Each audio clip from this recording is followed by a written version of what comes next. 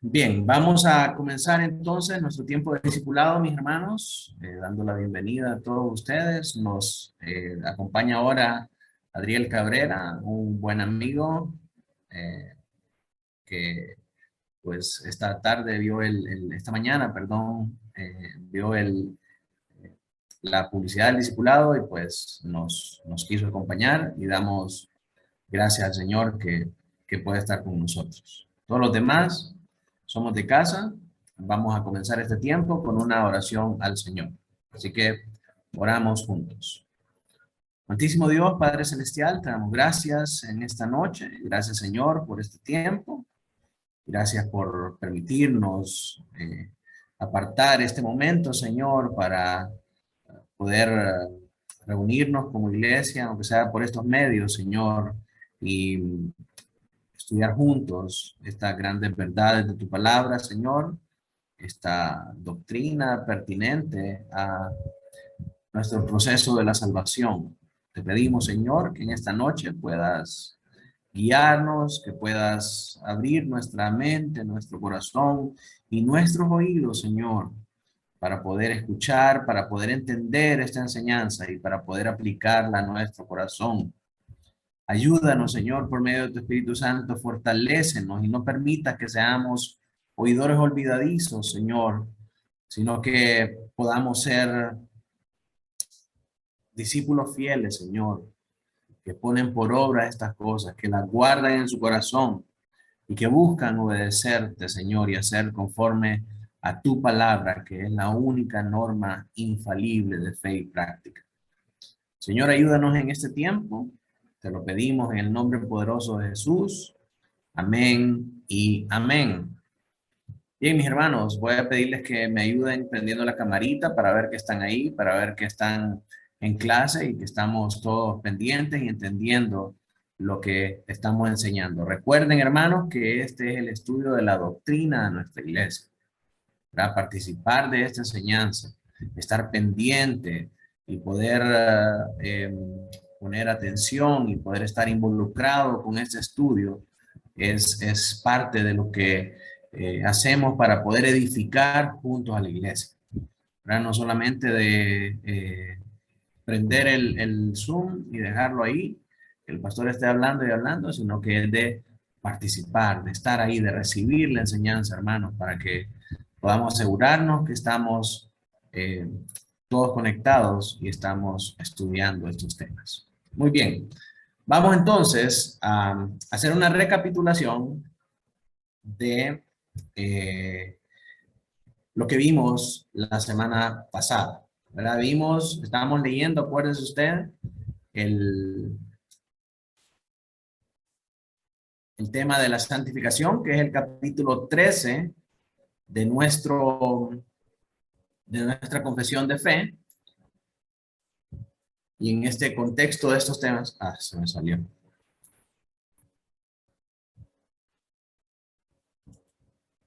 Ok, aquí está. No sé, hermanos, ¿por qué no me despliega? Aquí está. Okay.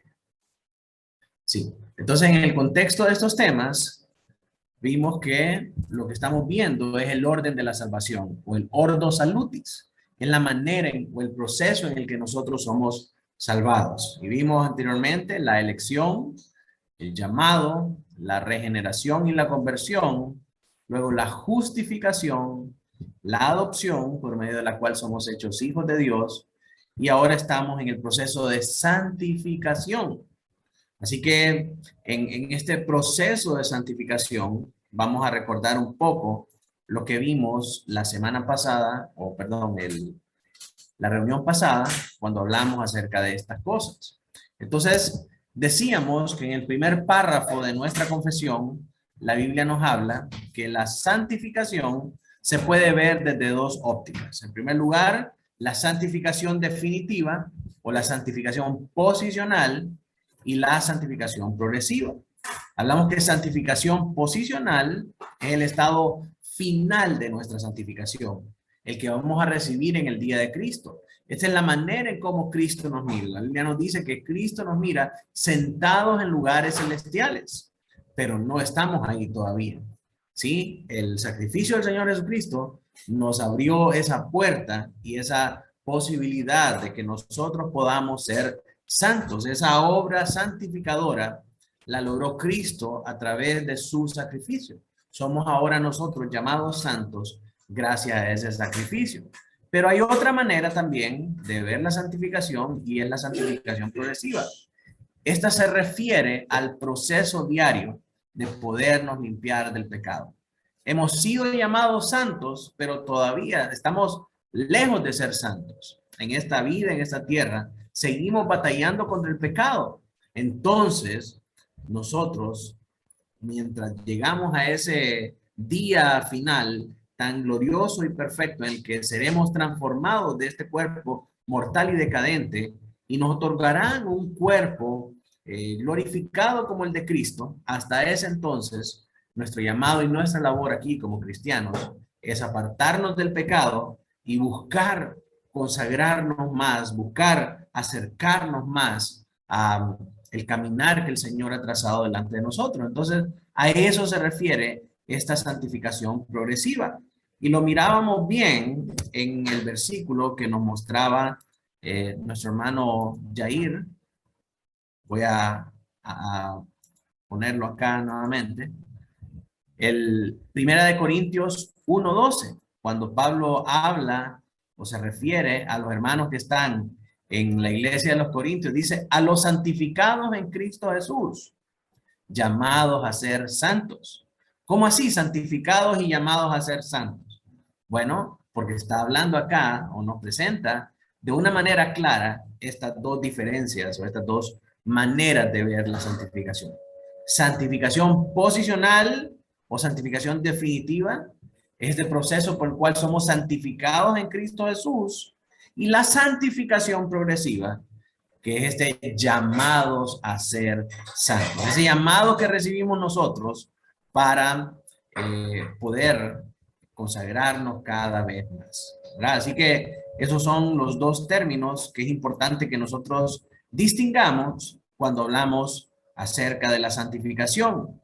Santificación posicional y santificación progresiva. Unas otras de las conclusiones que vimos en el tema pasado es que esta santificación es real, no es solamente un concepto abstracto. Y Dios nos libra de nuestros pecados para que nosotros podamos ser verdaderamente libres, no para domesticarlos. O sea que muchas personas piensan que esto de la santificación es solamente algo que suena bonito y que se dice en las iglesias porque es parte de nuestro argot como cristianos, pero en realidad es un trabajo real, es algo verdadero que el Señor nos ha dado a nosotros para hacer. La vida del cristiano tiene que ser definida por una lucha continua contra el pecado.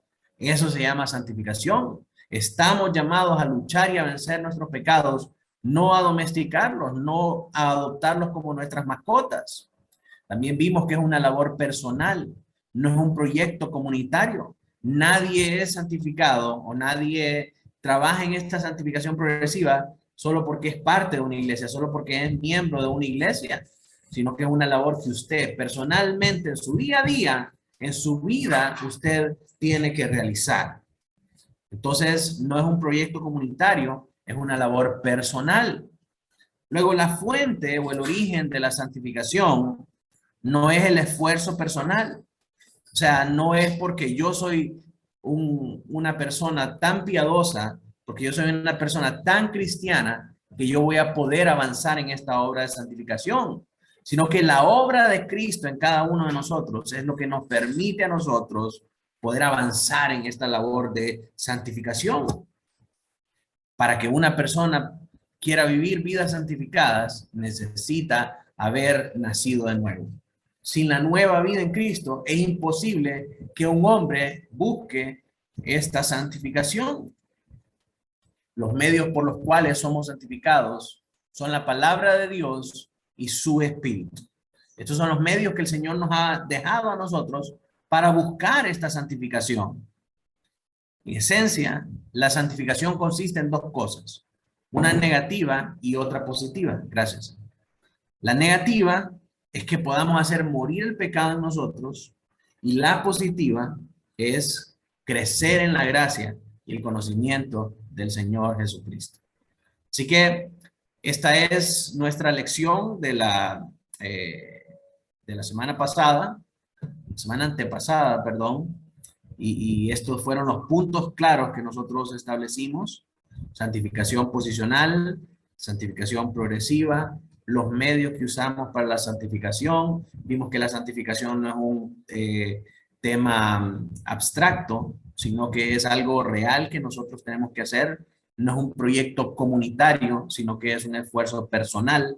Solamente se adquiere a través del nuevo nacimiento. Es la obra del Espíritu Santo la que nos lleva a nosotros a avanzar en este tema, avanzar en este esfuerzo. Si no es por Cristo, si no es por su nuevo corazón y la nueva naturaleza que nosotros hemos recibido, nadie puede avanzar en ese tema de la santificación. Entonces ahora vamos a ver los temas que tenemos para ahora, que son el párrafo 2,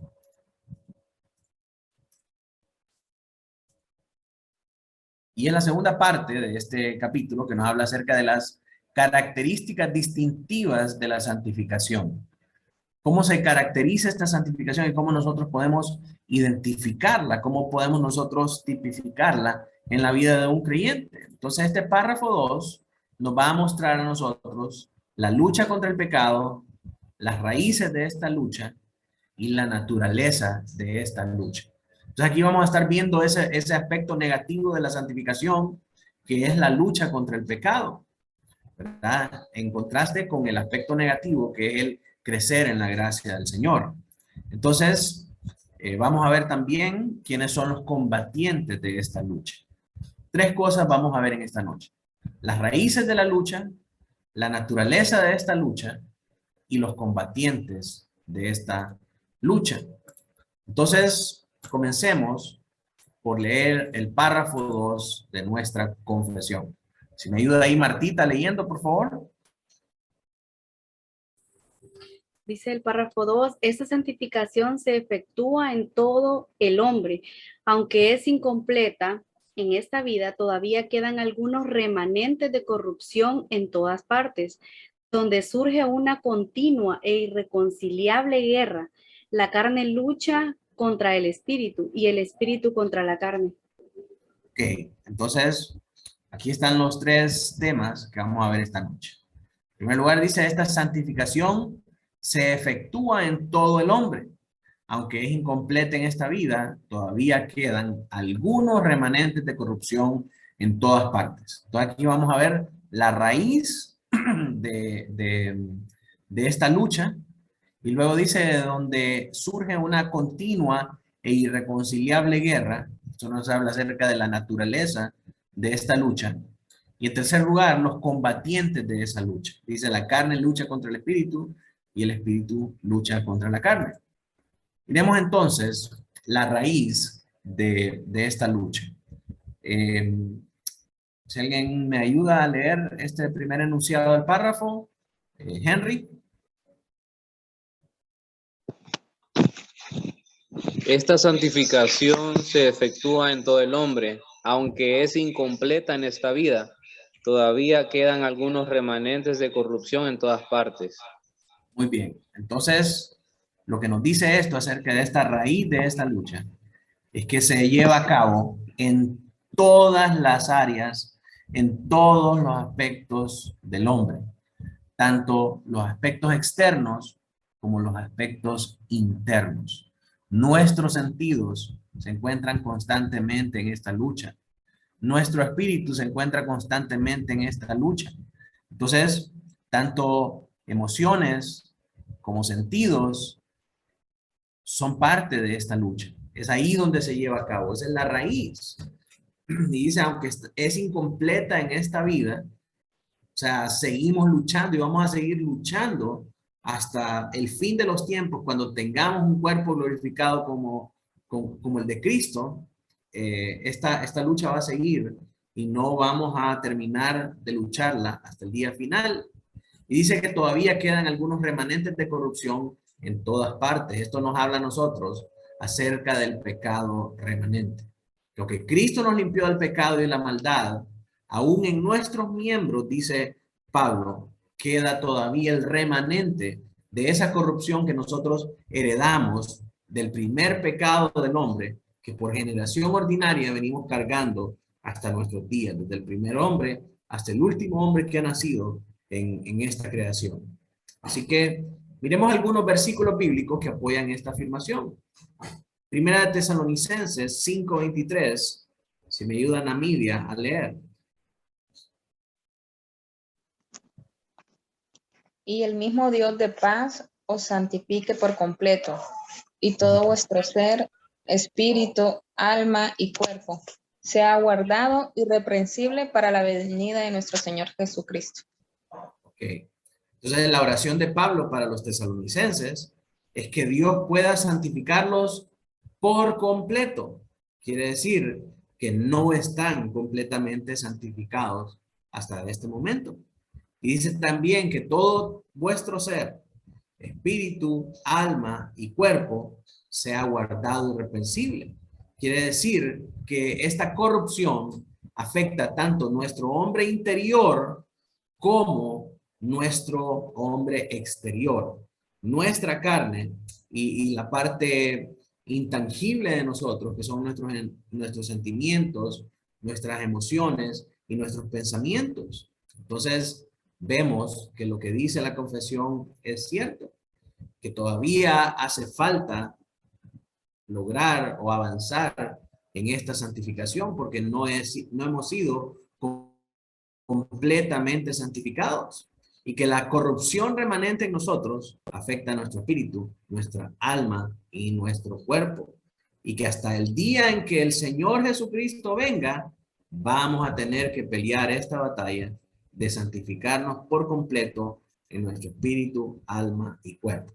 Dicho sea de paso, esto no apoya la teoría o el pensamiento de que el ser humano está dividido en espíritu, alma y cuerpo. Cuando habla de espíritu, alma y cuerpo, está hablando de toda la integridad del hombre, tanto sus pensamientos como sus emociones, como sus sentidos externos. Ya hemos hablado en otras ocasiones que la única división que hace la Biblia en cuanto a la composición del hombre es el hombre interior y el hombre exterior. El hombre interior siendo este espíritu y alma, y el hombre exterior siendo su cuerpo. Espíritu y alma son sinónimos de la misma cosa. Se refiere a este hombre interior.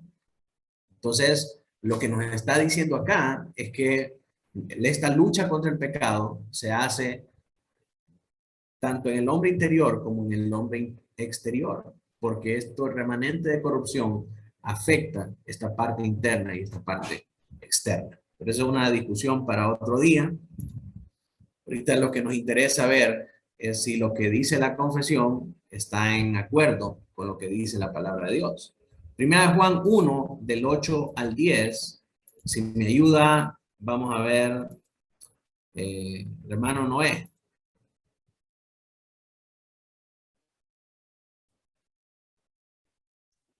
Primera de Juan, capítulo 1, verso 8 al 10.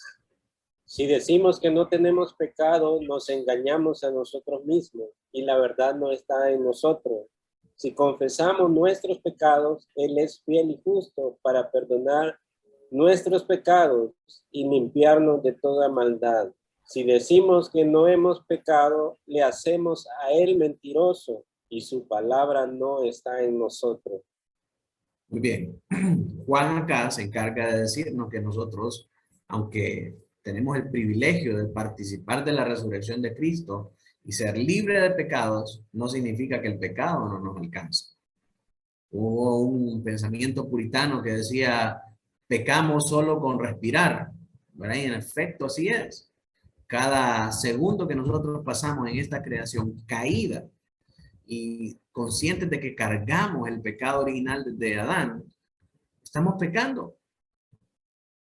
Recibimos pensamientos malos todo el tiempo, miramos cosas que no deberíamos con nuestros ojos, se nos salen palabras que no deberíamos de decir, tenemos deseos pecaminosos contra contra otras personas, y esa es una realidad del ser humano.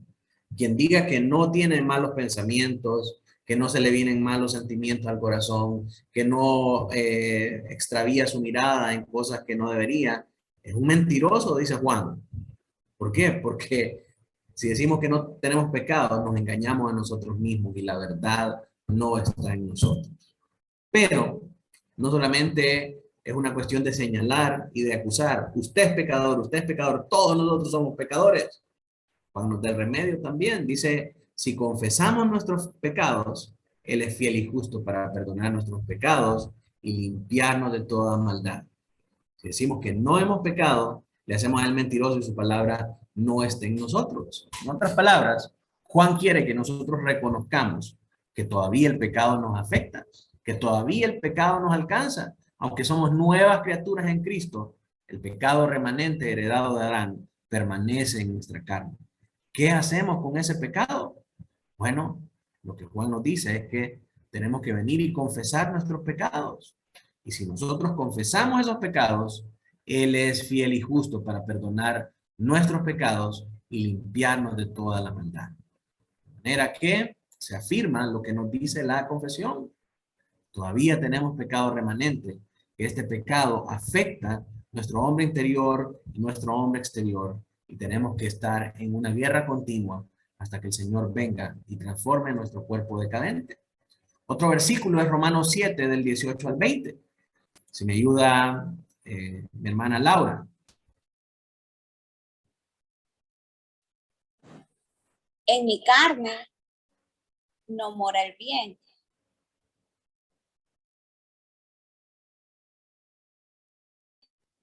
Perdón. En mi carne no mora el bien, porque el querer el bien está en mí, pero no el hacerlo. Porque no hago el bien que quiero, sino el mal que no quiero, eso hago. Y si hago lo que no quiero, ya no lo hago yo, sino el pecado que mora en mí. El pecado que mora en mí. Pablo habla a los romanos acerca de este pecado remanente que aún está en nosotros y no nos deja hacer el bien que queremos hacer, sino que lo malo que no queremos hacer, eso terminamos haciendo. Entonces esto nos revela a nosotros la lucha que hay dentro de nosotros y que esa lucha proviene, la raíz de esa lucha es nuestro hombre interior, ¿verdad? Desde lo más profundo de nuestro ser está afectado por este pecado remanente y esa lucha es real. Filipenses 3:12. Me ayuda mi hermano Gerard.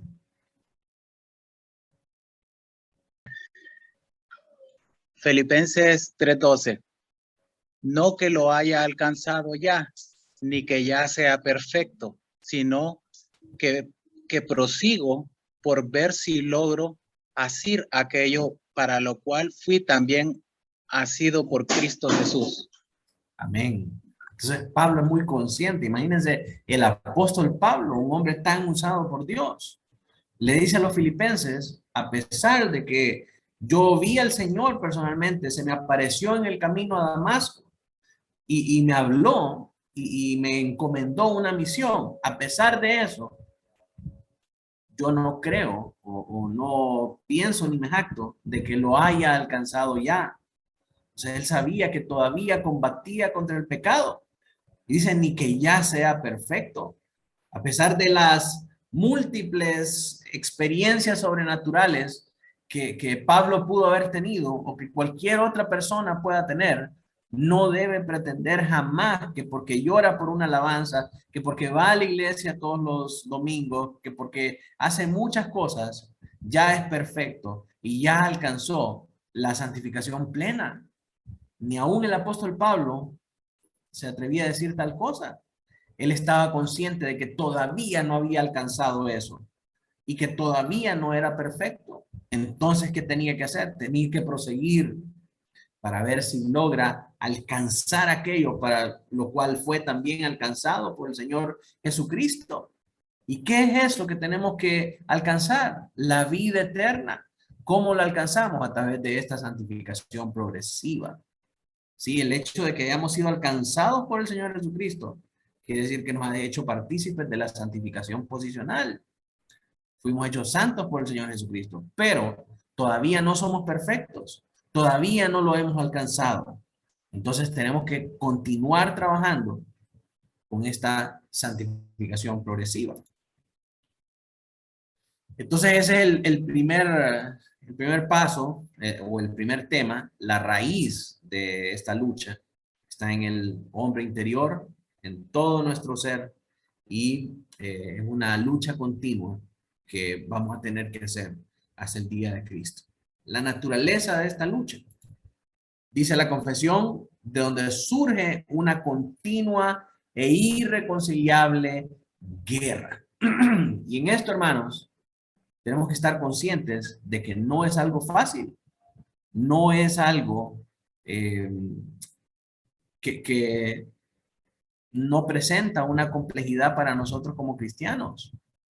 Es una situación real, es una situación dolorosa, es una situación difícil. Es verdaderamente una lucha, es verdaderamente una guerra contra el pecado y contra las cosas que nos apartan a nosotros de Dios. Yo conversaba con un hermano la semana pasada y le decía, la vida cristiana es una vida de sufrimiento constante. ¿Cómo así, pastor? Sí, hermano, porque aunque no suframos por el pecado que hay en este mundo, el mundo está quebrantado y está afectado por el pecado.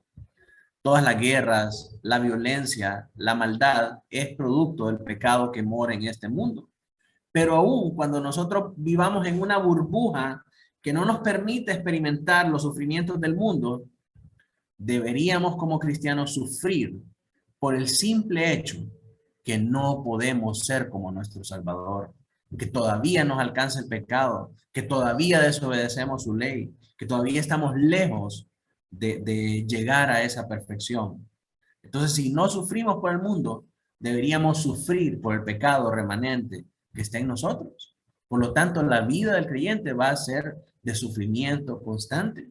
Y Pedro nos dice que es a través de los sufrimientos que nuestra fe es refinada. Es a través de nuestros sufrimientos que la fe es purificada, como el oro en un horno 7 veces calentado. Entonces, mis hermanos, con eso en mente, regresamos a nuestro tema que nos habla de que esta lucha contra el pecado es una guerra irreconciliable, sin cuartel. No va a haber un momento en que tengamos una tregua. Miremos algunos versículos que apoyan esta afirmación. Robert, si me ayuda a leer 1 Corintios 9, del 25 al 27. 1 Corintios 9, del 25 al 27. Todo aquel que lucha, de todo se abstiene. Ellos, a la verdad, para recibir una corona corruptible, pero nosotros una incorruptible. Así que yo de esta manera corro, no como a la aventura. De esta manera peleo, no como quien golpea al aire, sino que golpeo mi cuerpo y lo pongo en servidumbre. No sea que habiendo sido heraldo para nosotros, yo mismo venga a ser eliminado. Amén. Mire qué tremendo lo que dice Pablo acá. Pablo hace la comparación de alguien que lucha en la arena, ¿verdad? Acuérdense que está hablando a los corintios, está hablando a una audiencia que está familiarizada con estos aspectos de los Juegos Olímpicos, porque estos corintios eran griegos y los Juegos Olímpicos eran su cosa. Es como que si nos hablara ahora aquí a nosotros y nos va a hablar acerca del maratón y del Real España y del Clásico y de la Liga Española y todo eso. Para estos corintios, lo que era parte de su cultura eran estos Juegos Olímpicos. Entonces él compara la lucha cristiana con la lucha, con la disciplina pugilística de esas Olimpiadas.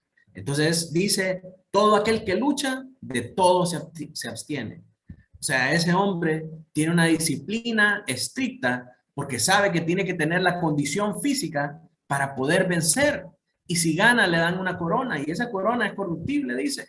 Entonces dice, así nosotros mismos también estamos en una lucha como ellos.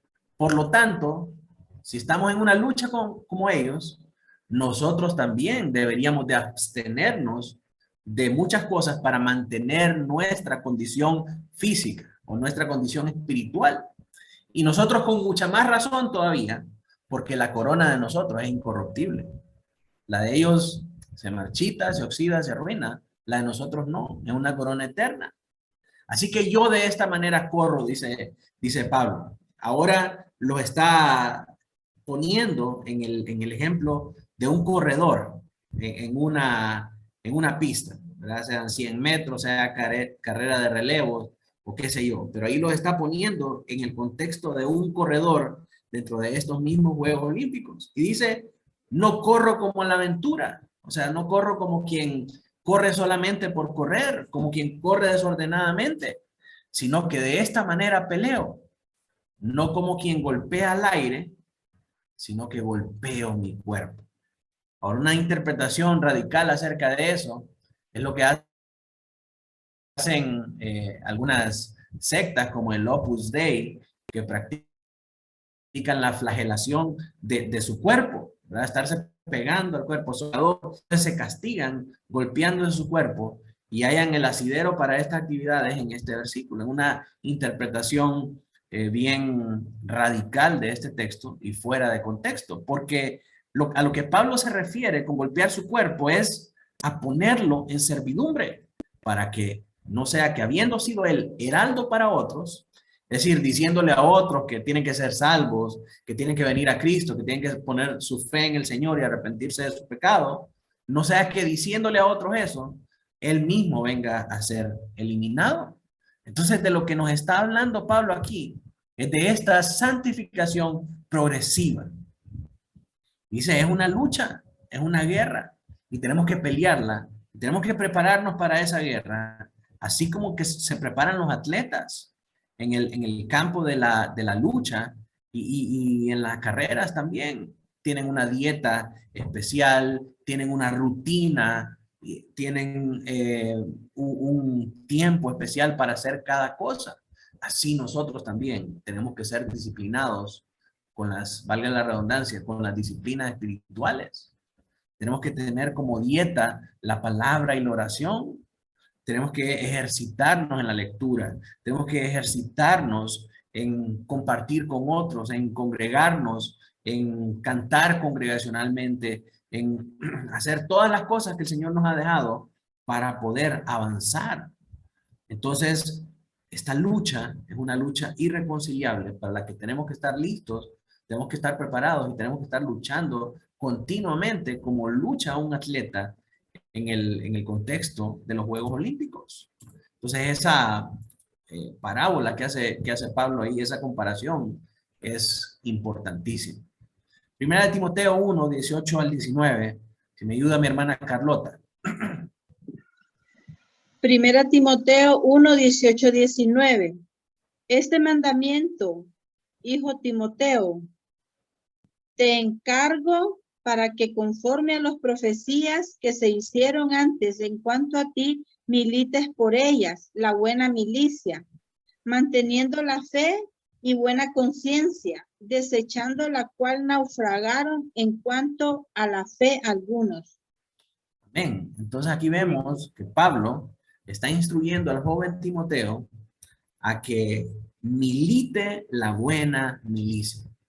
¿Qué es eso? Un término militar para decir que tiene que presentar una buena lucha, tiene que luchar esforzadamente, diligentemente, para mantener la fe y para mantener la buena conciencia.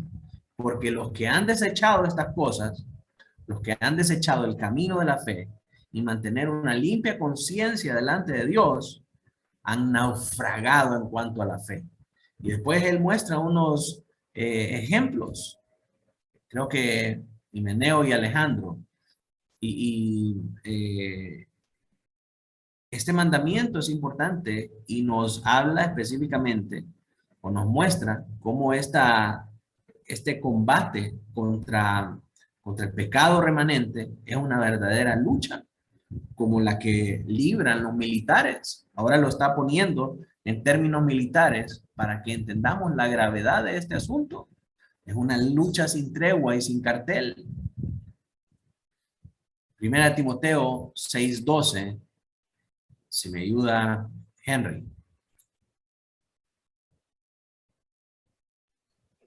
Pelea la buena batalla de la fe, echa mano de la vida eterna, a la cual asimismo fuiste llamado, habiendo hecho la buena profesión delante de muchos testigos.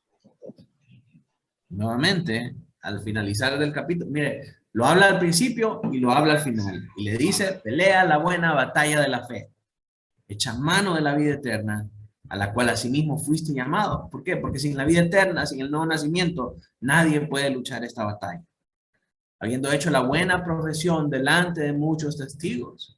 Esto es, habiendo profesado fe en Cristo Jesús, delante de otros testigos, delante de la iglesia. Ven, aquí hay otro apoyo bíblico para justificar que mostrar su testimonio o compartir su testimonio públicamente ante la iglesia es algo indispensable para determinar si una persona es creyente o no es creyente. Entonces, Pablo le dice a Timoteo, como tú ya afirmaste ser creyente delante de muchos testigos, entonces ahora procura, pelear esa buena batalla. Procura alcanzar aquello para lo que fuiste llamado. Echando mano de la vida eterna. Porque ahora eres cristiano, tienes los medios de la gracia que el Señor te da para poder avanzar y para poder pelear esa buena batalla. No solamente es que ya di mi testimonio, soy cristiano, la iglesia me recibió, soy miembro y ya estuvo. Chao. No. Tenemos que seguir peleando, tenemos que seguir luchando. Esos son los mandamientos que Pablo le da a Timoteo. Y luego en la segunda carta de Timoteo, en el capítulo 4, versos del 7 al 8, si me ayuda Adriel a leer.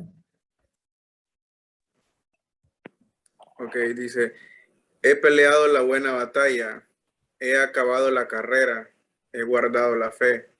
Por lo demás, me está guardada la corona de justicia, la cual me dará el Señor, juez justo, en aquel día, y no solo a mí, sino también a todos los que aman su venida. Amén, amén. Pablo al final de sus días dice, he peleado la buena batalla, he acabado la carrera y he guardado la fe. O sea que Pablo durante el término de su vida nunca le dio tregua ni oportunidad a esta batalla de que ganara sobre su vida. Al final de su vida él puede decir, he acabado la carrera y he guardado la fe. Algo que se dice muy fácil, pero es difícil de hacer. Gloria al Señor por aquellos que logran terminar su carrera guardando la fe, porque lastimosamente hoy en día muchos hermanos que un tiempo se dijeron estar en la fe, lastimosamente pudimos ver que murieron apartados del Señor. El haber terminado esta carrera con este gozo, con esta entereza, es verdaderamente una señal y una confirmación de que una persona murió en la fe, de que una persona era verdaderamente cristiana.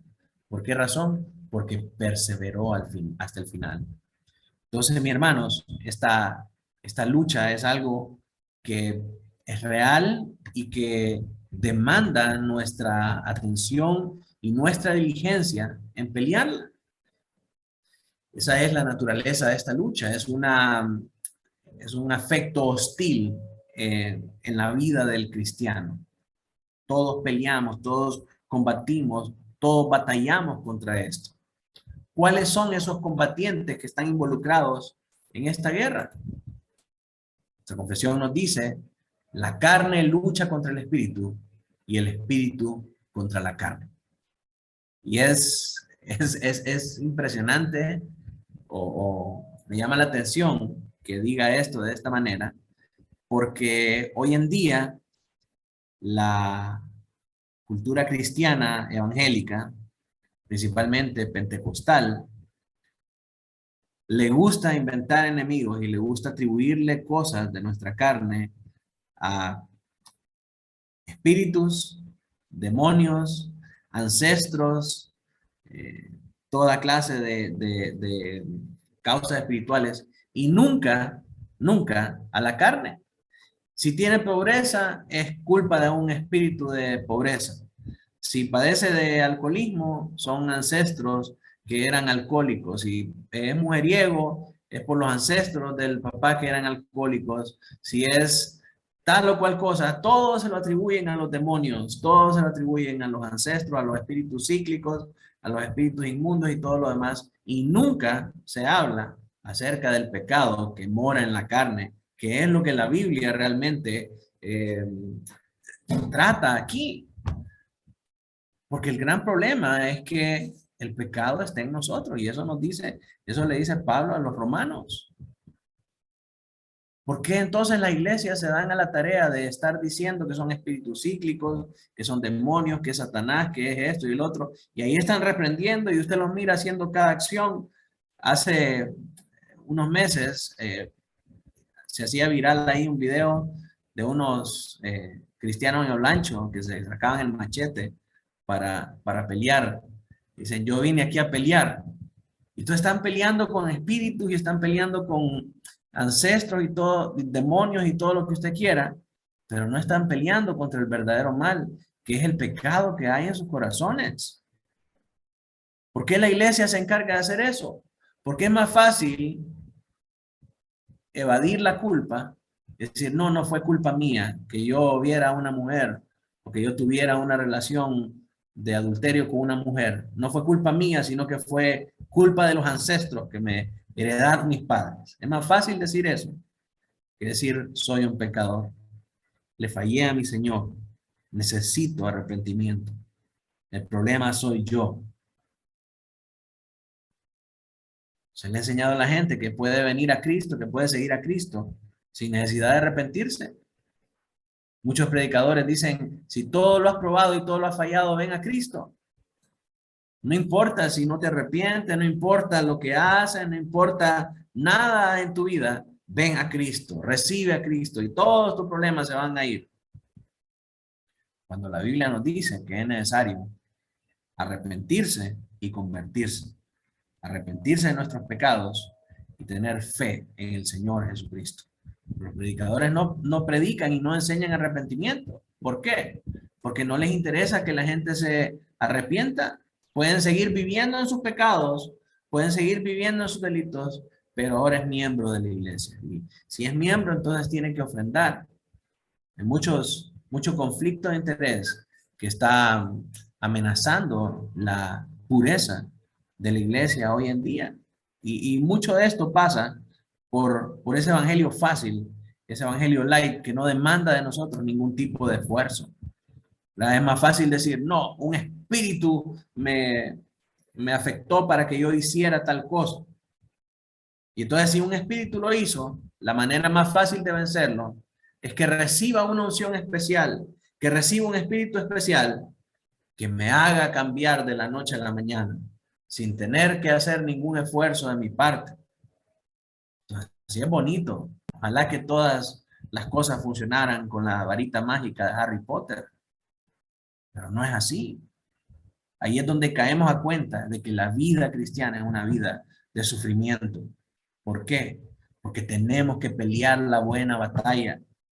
Porque tenemos que golpear nuestro cuerpo, sujetarlo a servidumbre. Tenemos, como Pablo le dijo a Timoteo, guardar la fe y la limpia conciencia delante del Señor. Y eso no es cosa fácil. Eso es tremendamente difícil. ¿Cómo guardamos una limpia conciencia delante del Señor? Viniendo a Él cada vez que vienen pensamientos malos a nuestra mente, viniendo a Él en oración, confesando nuestro pecado. Acuérdense de Juan, que si confesamos nuestros pecados, Él es fiel y justo para perdonarnos y para limpiarnos de nuestros pecados. ¿Cómo limpiamos nuestra conciencia? Confesando al Señor nuestros pecados. Señor, perdóname porque tuve este pensamiento. Señor, perdóname porque actué de esta manera. Señor, perdóname porque le dije a esa persona algo que no tenía que haberle dicho. Entonces, cuando nosotros nos estamos limpiando constantemente delante del Señor, por nuestros pecados, nosotros vamos perseverando, nosotros vamos progresando en santificación.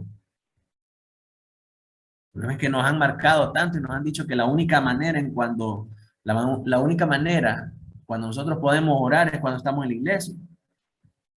El único tiempo en el que el Señor va a escuchar nuestra oración es cuando nos reunimos a orar congregacionalmente, o a las 3 de la mañana cuando están descongestionadas las líneas. No hay un momento especial para orar. Cualquier momento es perfecto para orar, para acercarnos al Señor en oración. Y si en este momento usted tiene un deseo pecaminoso, en este momento usted tiene que ir delante de Él y confesarle su pecado.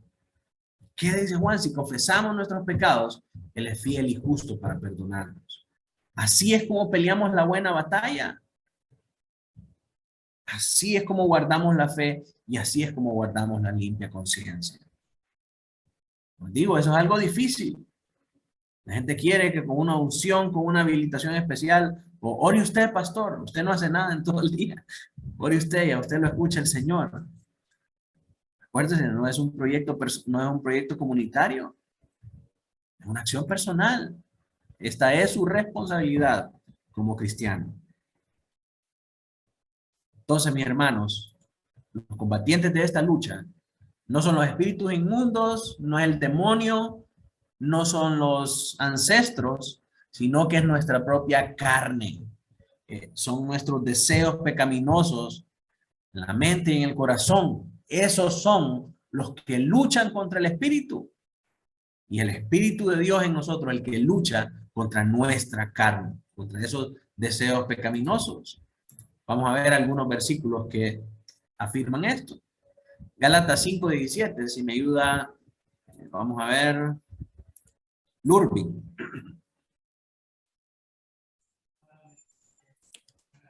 Porque el deseo de la carne es contra el espíritu, y el del espíritu es contra la carne, y estos se oponen entre sí, para que no hagáis lo que quisierais. Amén. Se da cuenta que Pablo le dice a los Gálatas también que el problema en nosotros es la carne, no son los ancestros, no son los malos espíritus, es la carne la que se pone contra el espíritu. Y el espíritu, el que está tratando de contrarrestar esos deseos de la carne. Y ambos se oponen entre sí para que no hagáis lo que quisierais. Entonces aquí, aquí viene algo muy importante, un principio muy importante que nosotros tenemos que aprender a distinguir. Pastor, es que yo siento que esa es la mujer de mi vida. Y la mujer de su vida no es cristiana, no va a la iglesia, sumida en vicios, en todo tipo de corrupción, pero es la voluntad del Señor, porque yo así lo siento en mi corazón, pastor. Lea Gálatas y dése cuenta lo que nos está diciendo Pablo ahí. La voluntad de la carne es contra la voluntad de Dios. La voluntad de Dios es que nosotros no nos unamos en yugo desigual. No importa qué bonito te hace sentir, cuántas mariposas en el estómago sientes cuando miras a esa persona. Si no es creyente, si no vive una vida piadosa, tú no puedes confiarte de tu corazón, porque tu corazón es necio, depravado, y la voluntad de tu carne está contra los designios de Dios. Está contra la voluntad de Dios. Entonces, pastor, ¿qué tengo que hacer?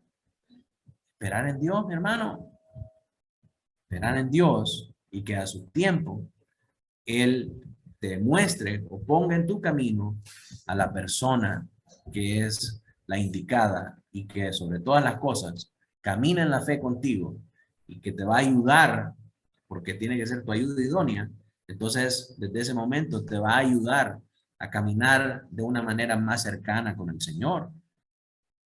Entonces, el principio elemental que aprendemos aquí en Gálatas es que nuestros deseos están afectados por nuestros pecados. No nos podemos dejar llevar por ellos. Entonces, ¿qué hacemos? Nos guiamos por la palabra. Nos guiamos por lo que la palabra dice.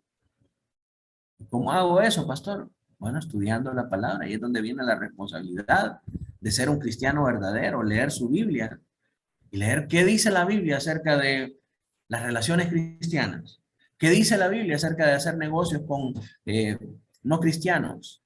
¿Qué dice la Biblia acerca de participar en los eventos públicos? ¿Qué dice la Biblia cómo tiene que ser mi vestimenta? ¿Qué dice la Biblia cómo tiene que ser tal o cual cosa? Hermanos, para todas las cosas nosotros tenemos que vivir conforme a la regla que el Señor nos mandó de vida para los cristianos. Y donde no hay una claridad bíblica, entonces nosotros aplicamos principios que son generales para los cristianos, ¿verdad? Pero eso va a depender de cada contexto. Por ejemplo, pastor, pero ¿y qué si la Biblia no dice que no debemos consumir marihuana?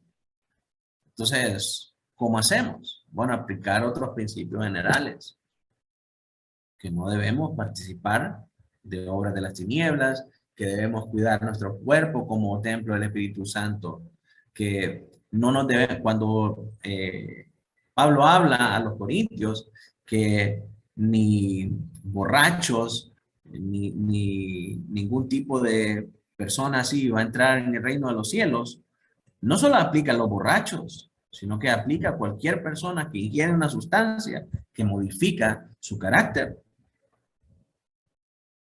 Entonces, para eso los adictos al café tampoco van a entrar al reino de los cielos. Habría que examinar su vida, hermanos. Hay sustancias que nosotros pensamos que no son dañinas porque según el status quo del mundo no son prohibidas, pero que realmente van en contra de nuestra salud. La Coca-Cola, por ejemplo. Y yo me estoy dando aquí con la piedra en los dientes también. Pero esas cosas, si nos causan daño, tenemos que alejarnos de ellas. Y aunque la Biblia no prohíbe tomar Coca-Cola, aplicamos un principio general que norma esa situación. Amén. Entonces, y aunque no digan amén, ahí está claro en Gálatas. La carne es la que pelea contra nuestro espíritu. Primera de Pedro 2, del 11 al 12. Si me ayuda, hermana Laura.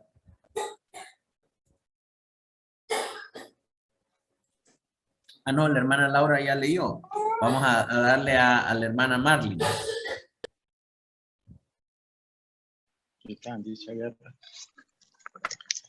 Primera Pedro 2, 11, 12. Amados, yo ruego como a extranjeros y peregrinos que os abstengáis de los deseos carnales que batallan contra el alma, manteniendo buena vuestra manera de vivir entre los gentiles, para que en lo que murmuran de vosotros como de malhechores, glorifiquen a Dios en el día de la visitación al considerar vuestras buenas obras.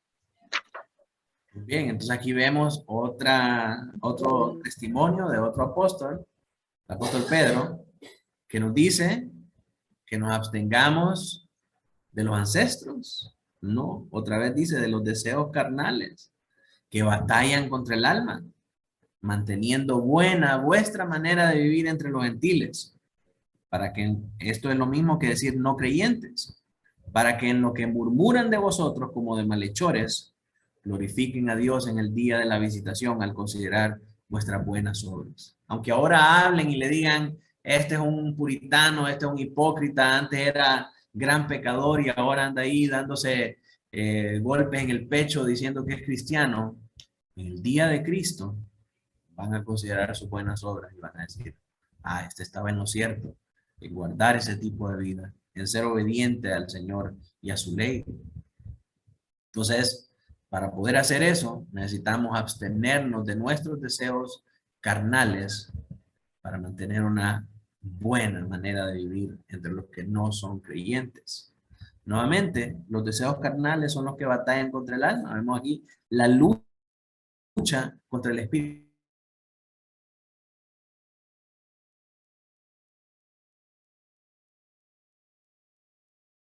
el tiempo avanza y queremos dar un poquito de unos minutitos para preguntas o conclusiones, nuestra lucha por la santificación ocurre en nuestros corazones a causa de su naturaleza depravada y del pecado remanente que hay en nosotros. Es una verdadera lucha porque se opone contra los designios de Dios. Una verdadera lucha porque nos previene de obedecer la ley del Señor. Sus combatientes son la carne y el espíritu. Nuestra carne siempre nos va a hacer desistir de buscar las cosas de Dios. Así que no se asuste si en algún momento dice o le pregunto, hermano, ¿y por qué no vino a la oración? No, simplemente, pastores, que dice que estaba muy cansado, que no tenía ganas y que no encontraba la manera de ir. No se asuste, ese es la reacción natural del hombre entre las cosas espirituales, es no desear participar de las cosas de Dios. Pastores, que cuando yo leo la Biblia me entra un gran sueño. Eso es natural, esa es la naturaleza del hombre.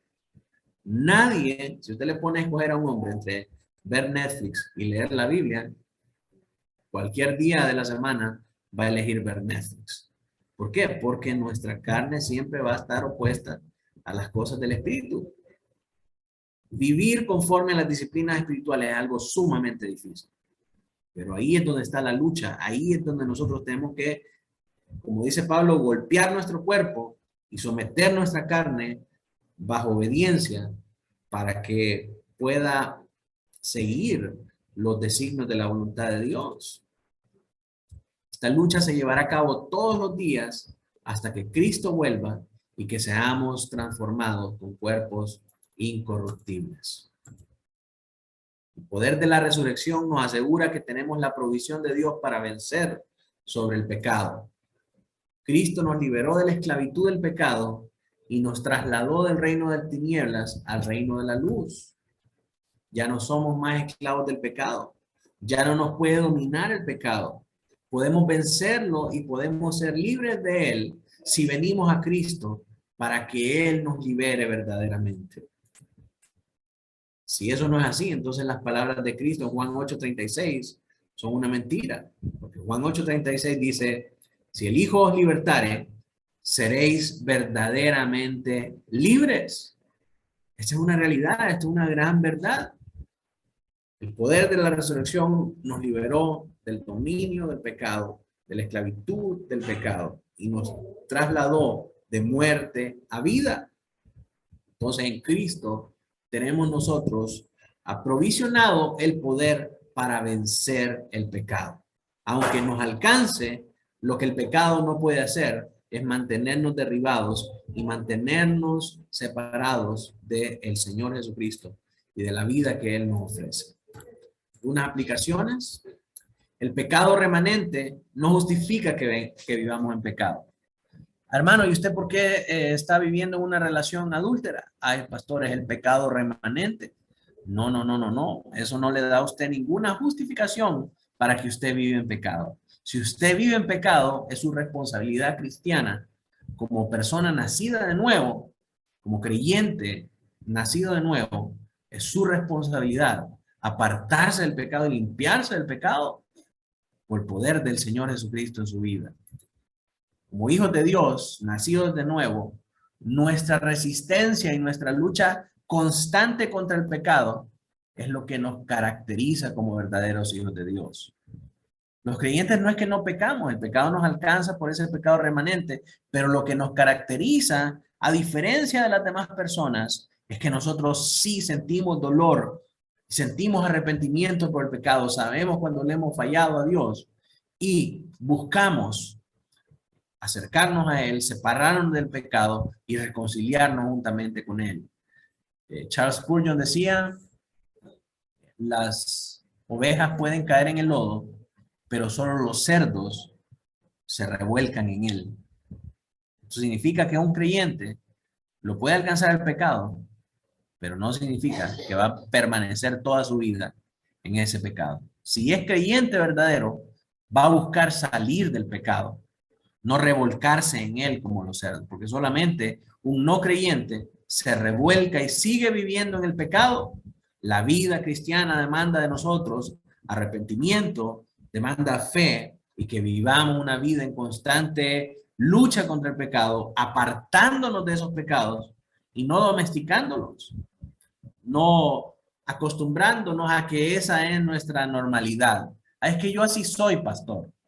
No, como creyentes verdaderos, hemos sido llamados a una nueva vida en Cristo. Aunque hemos sido santificados por medio de Jesús, tenemos una responsabilidad irrenunciable de buscar la santificación aquí en la tierra. Y a pesar de que nunca logremos vencerlo plenamente, porque nuestros cuerpos están afectados por el pecado, somos llamados a luchar contra el pecado y no a domesticarlo. Hasta que el Señor nos dé un cuerpo glorificado como el de Él, nosotros no vamos a tener sombra de pecado en ese entonces. Mientras tanto, luchamos hasta el último día, hasta el último aliento. Quiero recordarles un versículo que vimos este domingo en la enseñanza del hermano Noé, que dice: solamente que os comportéis como es digno del evangelio de Cristo, para que, o sea, que vaya a ver o que está ausente, oiga de vosotros que estáis firmes en un mismo espíritu, combatiendo unánimes por la fe del evangelio. ¿Combatiendo qué? Bueno, a veces vienen ataques de afuera, de los enemigos del cristianismo, que tenemos que combatir juntos. Pero en general, la vida cristiana se trata de combatir constantemente contra la carne, haciendo morir por el espíritu las obras de la carne. También, 1 Juan 3, del 8 al 10, como un recordatorio. El que practica el pecado es del diablo. El que está viviendo en una relación adúltera es del diablo.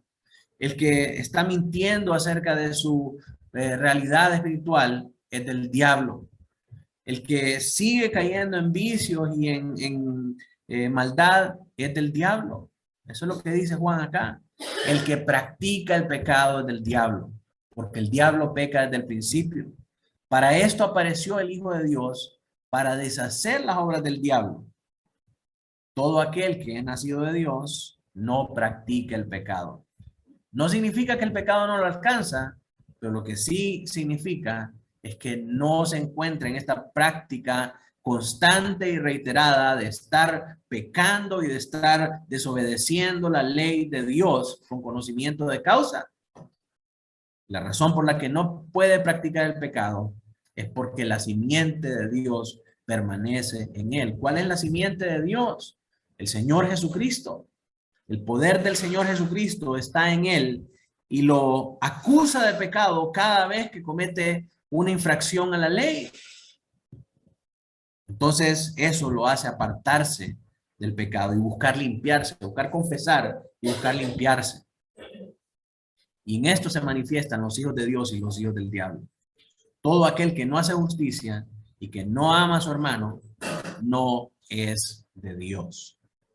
Entonces, mis hermanos, la palabra es muy clara en este aspecto. El que es hijo de Dios busca limpiarse y apartarse del pecado.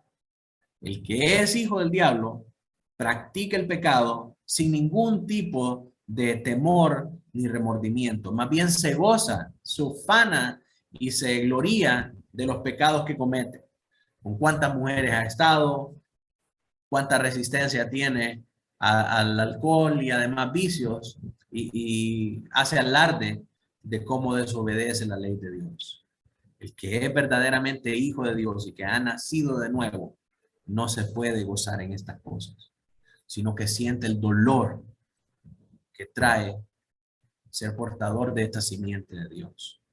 El dolor que viene con tener el poder de Cristo en su vida, que lo hace apartarse de esas cosas y buscar obedecer a Dios. Mis hermanos, hasta aquí nuestra lección de hoy. Quiero abrir el tiempo para preguntas o comentarios, si alguien quisiera preguntar acerca de este tema.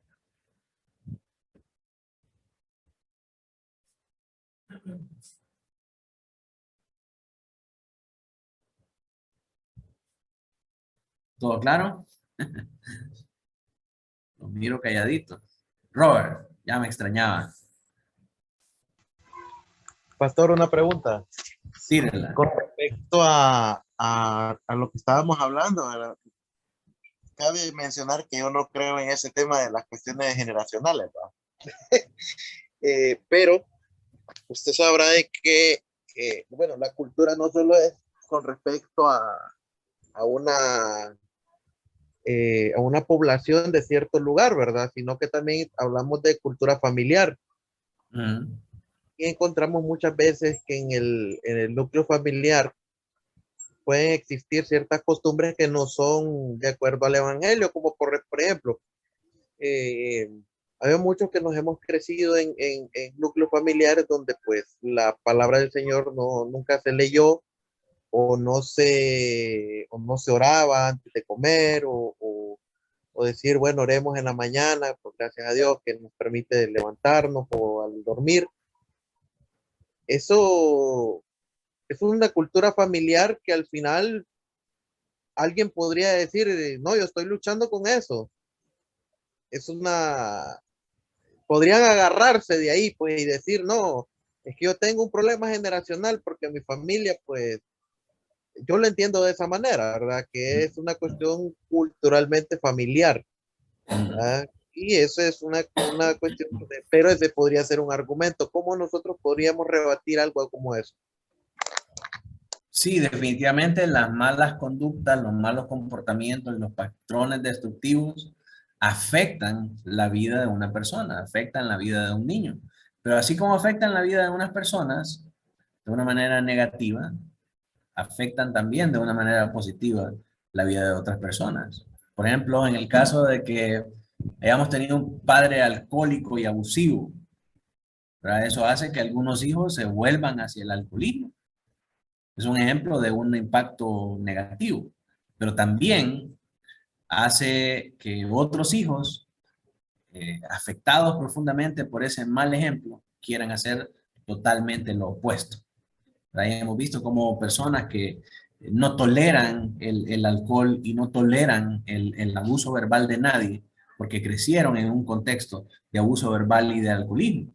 Entonces es diferente en cada persona, no podemos generalizar y decir que porque el papá fue así, entonces los ancestros se van a heredar y van a hacer esto, porque cada corazón reacciona diferente a estas acciones. Al final el problema, aunque obviamente influye el comportamiento, pero al final el problema es de la carne, el problema es del corazón. Usted vio eso en sus padres, pero al final usted lo desea. Usted encuentra satisfacción en los vicios, encuentra satisfacción en hacer lo mismo que hacía su papá, y no es porque heredó un ancestro de su papá. Heredó el pecado de su papá, pero al final eso es producto de su propio corazón y de su propio pecado, ¿verdad? Y la Biblia es muy clara en eso, y nos dice que el problema está en la carne, y es contra la carne que debemos combatir, no contra esos ancestros generacionales, ¿verdad? Que es un término relativamente nuevo. Ana Marley. Ya la levantó la mano. No, yo la levanté. No, fui yo. No, o sea, mientras usted estaba ahorita explicando, o sea, se me vino a la mente a mí, ¿verdad? De cierto modo a veces, ¿verdad? Como usted decía, ¿verdad? La forma como fuimos, o se comportó una familia, ¿verdad?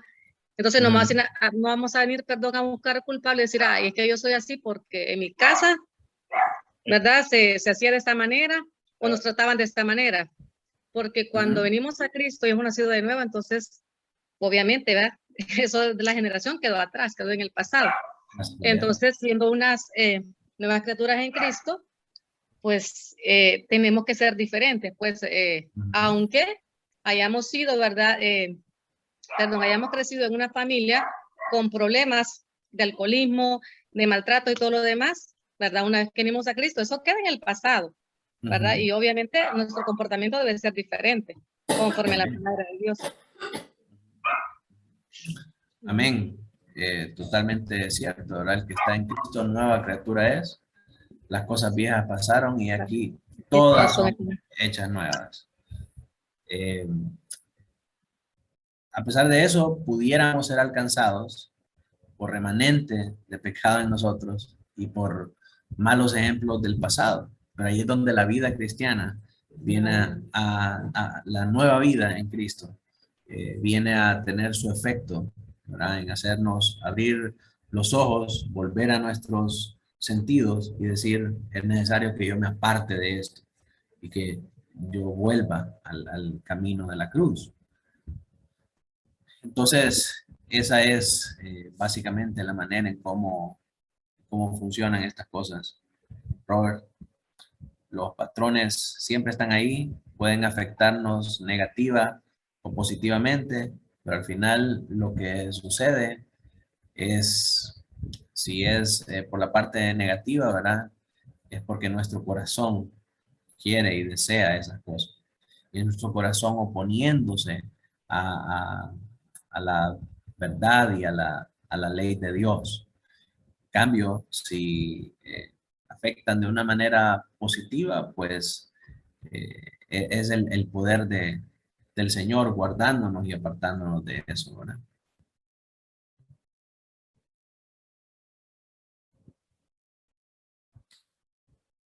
Amén. Muy bien. No sé si alguien más quiere agregar algo o preguntar algo. Hermana Lisette.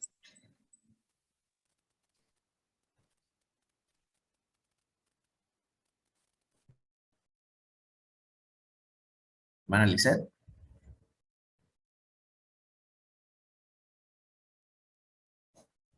Bueno, lo que contesta la hermana Lisette, Lurbin.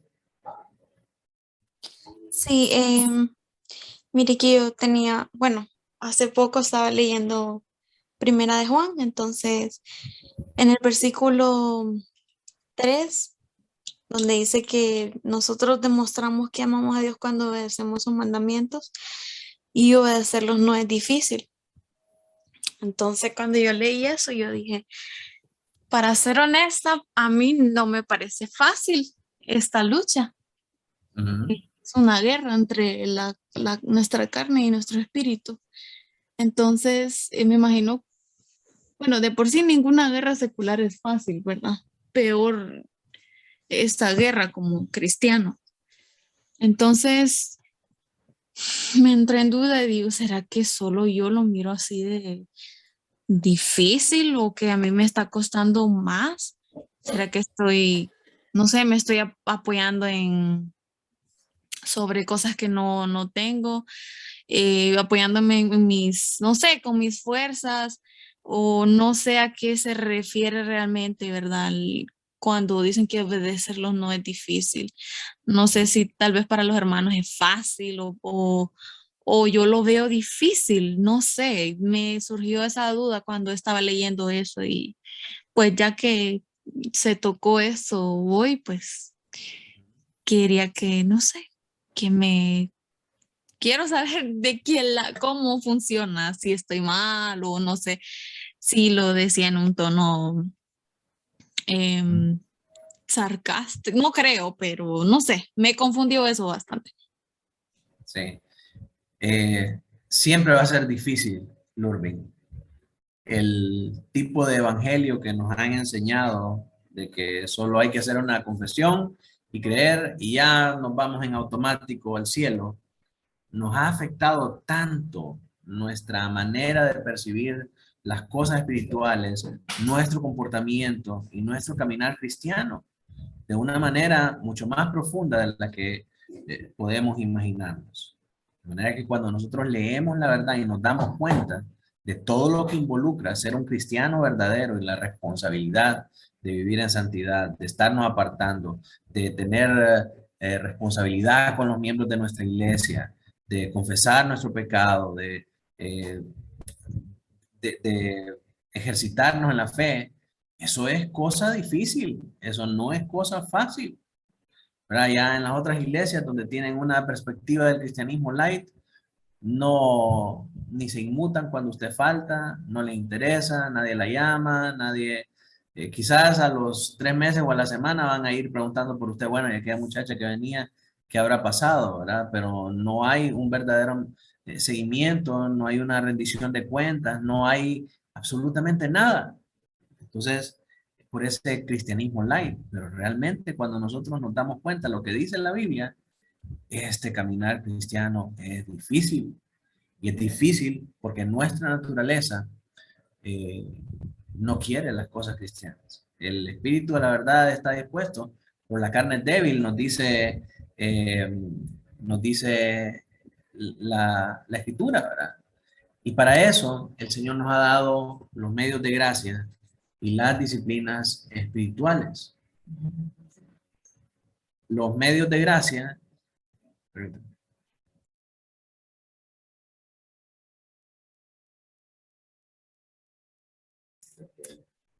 los medios de gracia, hermanas, son la palabra del Señor, son el congregarse con nuestros hermanos, la cena del Señor, la oración. Esos son los medios que el Señor nos dejó para recibir su gracia. Luego tenemos las disciplinas espirituales, que son todas las otras actividades que nosotros hacemos al margen de la iglesia local, que nos ayudan a perseverar en nuestro caminar cristiano. Entonces, estas cosas que nosotros tenemos, el Señor nos las dejó para que podamos nosotros ser vencedores y que podamos realmente avanzar y que no nos cueste tanto. Cuando nosotros participamos de estas cosas, nosotros vamos avanzando y la carga se hace más débil. Quiero leerle un pasaje, nos ayuda a entender un poco mejor esto. Y es 1 Juan 5. Dice la fe que vence al mundo. Todo aquel que cree que Jesús es el Cristo es nacido de Dios. Y todo aquel que ama al que engendró, ama también al que ha sido engendrado por él. En esto conocemos que amamos a los hijos de Dios, cuando amamos a Dios y guardamos sus mandamientos. Pues este es el amor de Dios, que guardemos sus mandamientos, y sus mandamientos no son gravosos, porque todo lo que es nacido de Dios vence al mundo. Y esta es la victoria que ha vencido al mundo, nuestra fe. ¿Quién es el que vence al mundo? Sino el que cree que Jesús es el Hijo de Dios. Creo que este era el pasaje al que usted se refería, ¿verdad? Sí, correcto, sí, ahí. Solo que yo lo leí en otra versión, la traducción lenguaje actual. Sí, que sus mandamientos no son gravosos. Bueno, gravosos no sí, referencia a lo mismo de difícil. Sí. Que son una carga, son sinónimos. Pero la clave para entender este pasaje es la nueva vida en Cristo. Y aunque en nuestra carne nosotros podamos experimentar dificultad para poder guardar los mandamientos del Señor, es a través de la nueva vida en Cristo que nosotros podemos ser facultados para obedecer a estos mandamientos. ¿Por qué razón? Porque el Espíritu Santo dentro de nosotros nos guía y nos lleva a darnos cuenta cuando estamos fallando en algo y arrepentirnos, a confesar nuestro pecado y a volver de regreso al camino y seguir obedeciendo estas cosas. Entonces, aunque para nuestra carne pueda ser difícil, tenemos que confiar, tenemos que venir al Señor en oración, usando los medios de la gracia, para que el Señor nos ayude a poder guardar estos mandamientos. En nuestra fuerza es difícil y ningún hombre puede cumplir los mandamientos del Señor únicamente por su esfuerzo. Y la carne siempre va a estar indispuesta a las cosas del Espíritu. Es ahí donde tiene valor y tiene importancia los medios de gracia. Acuérdense, la palabra, la oración, la cena del Señor. Estos medios nos dan a nosotros la fuerza para poder cumplir estas cosas. Las disciplinas espirituales, el canto congregacional, la reunión de discipulados, la evangelización, escribir la palabra, todas las cosas que nosotros hacemos como iglesia nos ayudan a nosotros a poder cumplir con estos mandamientos. Y la vida en comunidad, la vida en iglesia, hace que estos mandamientos no sean gravosos para nosotros. ¿Por qué razón? Porque para nosotros es un placer, es un privilegio reunirnos juntos, adorar al Señor. Y cuando estamos haciendo esas cosas, estamos obedeciendo a Dios. Entonces no es algo gravoso, sino que es algo que hacemos juntos, que nos apoyamos mutuamente y que el Señor utiliza esta comunión, este compañerismo y este amor para ayudarnos a obedecer. Amén.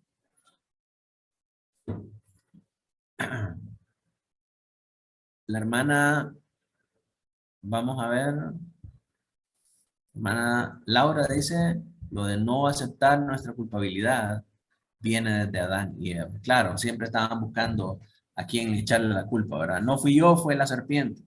No fui yo, fue la mujer no fui yo, fue la serpiente. Entonces esa culpabilidad se pasa hasta nosotros. Dice Roberto, rendir cuentas, ejercitarse en los hábitos piadosos, es una lucha. Amén. No es difícil. Todos tenemos dificultad en eso. Pero ahí es donde se mira la verdadera vida cristiana, Lurvin, en esa lucha que nosotros ponemos para buscar estas cosas. Y no es que, mire qué cosa, porque como dice Pablo, no es que ya lo haya alcanzado, sino que sigo luchando. Sigo luchando hasta alcanzar aquello por lo cual fui alcanzado. Así que esto va a seguir y va a seguir siendo difícil.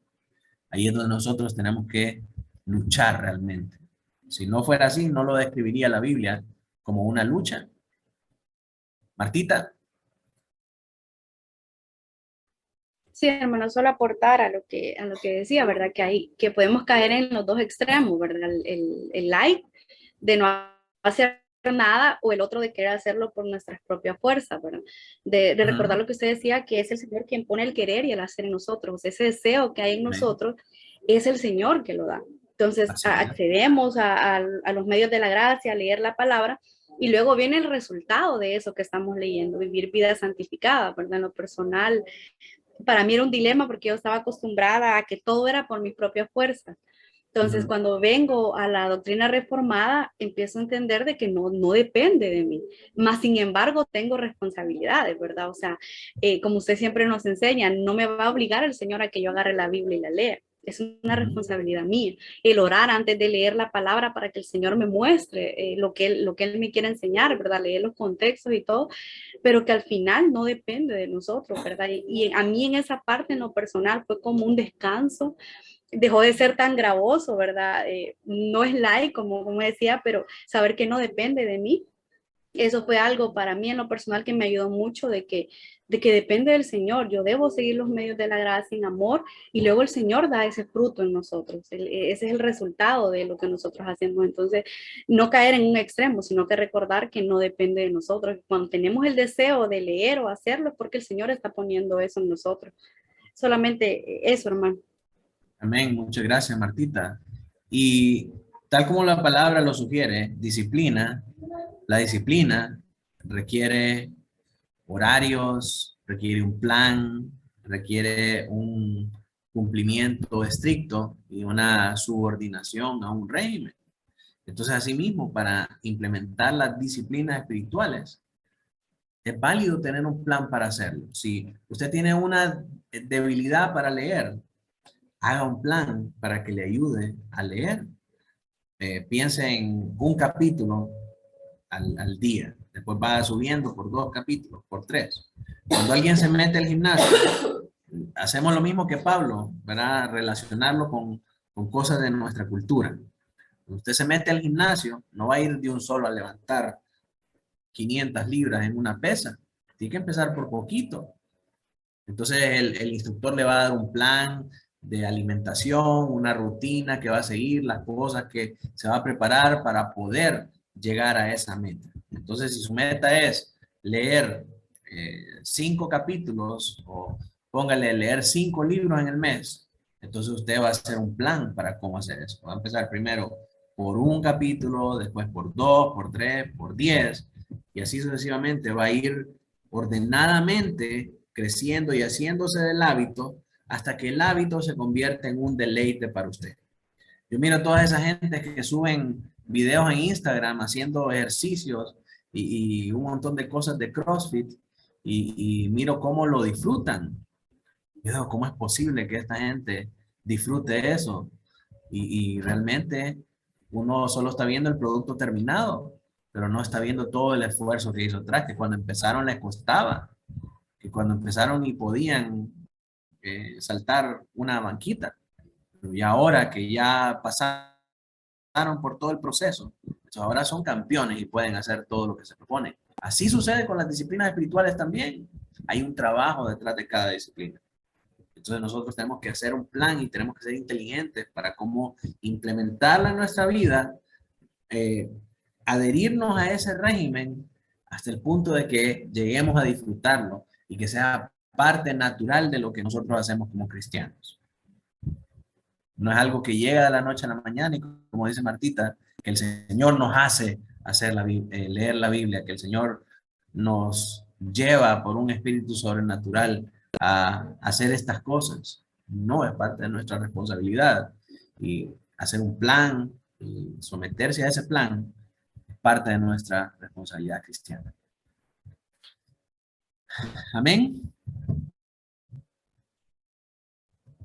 Bien, si no hay más preguntas, entonces, hermanos, terminamos en oración y quisiera pedirle a Martita que nos despida en oración. Oramos, hermano. Gracias te damos, Señor, en esta noche por el tiempo que nos permites compartir juntos, Padre. Gracias por la vida de nuestro hermano Pastor Manuel, que tú le das, Dios mío, el deseo de enseñarnos, Padre. Tú le das la sabiduría para poder instruirnos. Ayúdanos, Señor, a no ser solo oidores de tu palabra, sino hacedores de ella. Que podamos poner por obra tu palabra, Señor. Recordar estas enseñanzas que son de bendición para nuestra vida, Señor. Gracias por ese amor, por esa misericordia, por habernos escogido, Señor, por esa santificación que tú haces en nosotros, Señor, por darnos la fuerza, Padre, progresivamente para poder santificarnos, por redarguirnos de pecados, Señor, por llevarnos a la confesión y perdonarnos, Señor. Ayúdanos cada día, Padre, a ser hacedores siempre de tu palabra, Señor. Gracias por este tiempo que podemos compartir con nuestros hermanos, Señor, que es a través de una pantalla, Señor, pero podemos edificarnos juntos, Señor, y aprender tu palabra. Gracias en esta noche por el tiempo que nos permites compartir, Señor. Ponemos tus manos lo que resta de la noche. Amén.